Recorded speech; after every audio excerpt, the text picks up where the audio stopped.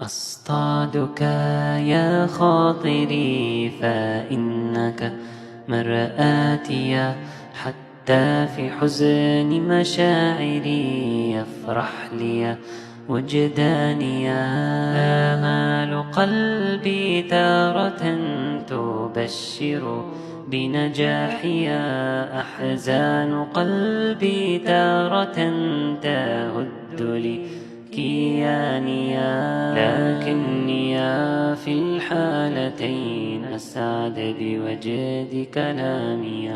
أصطاد جوف الكلمات في حزني أو سعدي، صياد قلبي نبضة تأتيني حين حنيني، ومراد روحي دمعة حين الفرج من عيني.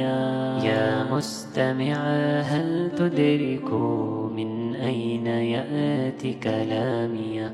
من جوف قلب مرهف ينقل لكم شعوريا، وعين تذرف دمعها لأي ظلم أمامها، والنفس تحفظ عزها بالرغم من حاجاتها.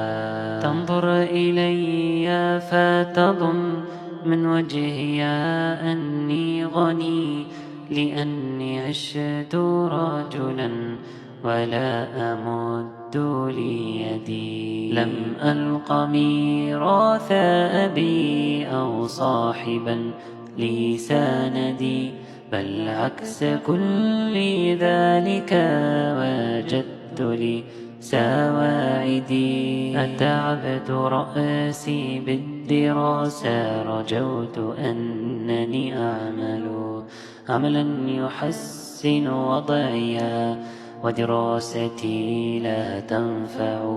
أتعبت جسمي في البناء، وصرت أعمل وحدي، أستجمع كل قوايا عساني أجبر كسريا.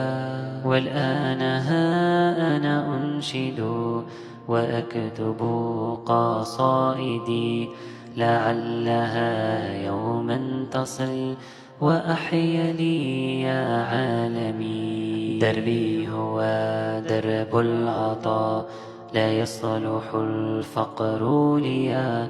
ارزقني يا رب الغنى في دينك وفي الدنيا. أصطادك يا خاطري فإنك مرآتي، حتى في حزن مشاعري يفرح لي وجداني.